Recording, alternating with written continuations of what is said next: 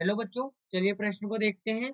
प्रश्न है, उत्कृष्ट गैसों की परमाणु त्रिज्याएं संगत हेलोजनों की अपेक्षाकृत बहुत छोटी होती है। तो देखिए बच्चों, यहाँ पर बात करें प्रश्न की मुख्य अवधारणा की। मुख्य अवधारणा,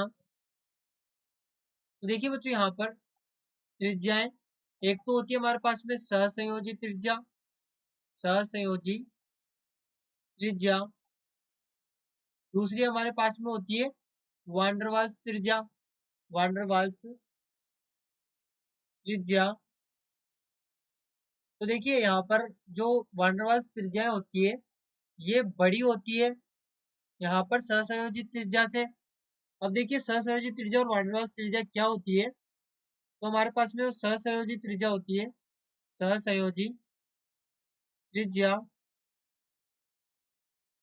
तो देखिए इसे हम किस प्रकार से समझ सकते हैं। मान लीजिए यहाँ पे कोई परमाणु है ए, और इसने यहाँ पर दूसरे परमाणु ए के साथ में मिलके बंध बनाया है। तो ये इस प्रकार से होगा, यहाँ पर ये ए और यहाँ पर ये ए, तो इस प्रकार से इनके बीच में बंध बनेगा। यहाँ पर इस प्रकार से होगा, देखिए ये हमारे पास में ए का दूसरा अणु, तो ये हमारे पास में क्या होगा, ए के दो अणु हो गए। अब इनमें ये इनके जो केंद्र है, यहाँ से हम त्रिज्या देखते हैं परमाणु की, तो यहाँ पर क्या होगा कि ये जो दूरी होगी ये इसकी त्रिज्या और ये इसकी त्रिज्या, अब ये पूरा एक अणु बन गया। तो यहाँ पर जो सहसंयोजित त्रिज्या होगी वो इस प्रकार से होगी। यहाँ पर इसे हम इस प्रकार से देखिए बनाएंगे, ये यहाँ पर ये जो इन दोनों के बीच की दूरी है ये डी है, ये यहाँ पर डी है, दोनों के केंद्रों के बीच की दूरी। यानी कि अब यहाँ से हम क्या कह सकते हैं, यहाँ से हम कह सकते हैं कि जो त्रिज्या होगी, त्रिज्या ये होगी D by two, D by two या फिर डी बटे दो, ये यहाँ पर त्रिज्या होगी। इस प्रकार से हमने इसको बनाया है, तो ये यहाँ पर हमारे पास में त्रिज्या है जिसे हम सहसंयोजित त्रिज्या के रूप में यहाँ पर प्रदर्शित करते हैं। इसके बाद में देखिए बात करें वांडरवाल्स त्रिज्या की।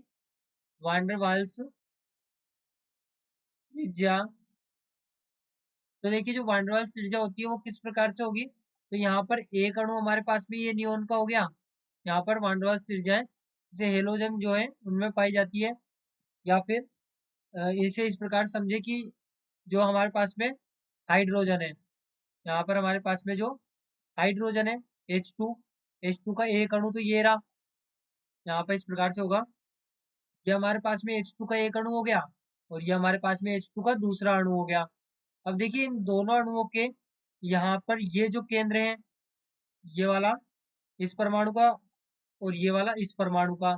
अब इन दोनों अणु के ये जो हमारे पास में दो अणु है, ये H2 अणु और ये H2 अणु, ये H2 के दो अणु है। क्यों? क्योंकि एक हाइड्रोजन ये है, एक हाइड्रोजन ये है, उसी प्रकार से एक हाइड्रोजन ये है, एक ये है, तो ये अणु हो गया। यानी जो वांडरवाल्स त्रिज्याएं हैं या तो अणुओं के बीच में पाई जाती है, ये R बराबर डी बाई टू, या फिर या फिर वांडरवाल्स त्रिज्याएं पाई जाती है उत्कृष्ट गैसों में, जो कि इस प्रकार से होगी। ये यहाँ पर हमारे पास में मान लीजिए नियोन का अणु है और ये भी नियोन का अणु है, तो यहाँ पर इनके बीच में जो दूरी होगी, ये डिस्टेंस डी, ये होगी आर बराबर डी बाई टू, तो ये वांडरवाल्स त्रिज्या हो गई। अब देखिए हमने क्या कहा है, ये वांडरवाल्स त्रिज्याएं हैं वे बड़ी होती है सहसंयोजित त्रिज्या से, क्योंकि ये अणुओं के बीच में पाई जाती है, फिर उत्कृष्ट गैसों के बीच में पाई जाती है। और जो वांडरवाल्स त्रिज्याएं हैं, ये वांडरवाल्स त्रिज्याएं उत्कृष्ट गैसों में पाई जाती है, उत्कृष्ट गैस में, क्योंकि उत्कृष्ट गैसों में वांडरवाल्स बंध पाए जाते हैं जो कि दुर्बल होते हैं, वांडरवाल्स बंध।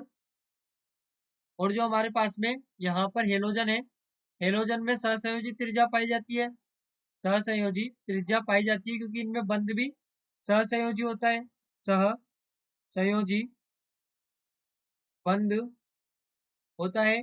अब देखिए हमने क्या कहा था मुख्य उदाहरण की सहसंयोजी त्रिज्या छोटी है, और सहसंयोजी त्रिज्या किसमें पाई जाती है, हेलोजन में, और वांडरवाल्स त्रिज्या किसमें पाई जाती है, उत्कृष्ट गैस में। यानी कि हमें यहाँ पर दिया गया था कि उत्कृष्ट गैसों की परमाणु त्रिज्याएं संगत हेलोजन की अपेक्षाकृत बहुत छोटी होती है, तो यहाँ पर यह कथन गलत है, क्योंकि यहाँ पर हेलोजन में है सहसंयोजित त्रिज्या और वांडरवाल्स त्रिज्या है उत्कृष्ट गैसों में, उत्कृष्ट गैस में। तो हम कह सकते हैं कि जो दिया गया कथन है ये असत्य है। दिया गया कथन असत्य है। और असत्य क्यों है? क्योंकि हेलोजन की परमाणु त्रिज्या छोटी होती है उत्कृष्ट गैसों से, क्योंकि उत्कृष्ट गैसों में वान डेर वाल्स त्रिज्याएं पाई जाती है जो कि बड़ी होती है। तो बच्चों आशा करते हैं आपको प्रश्न समझ आया होगा। धन्यवाद।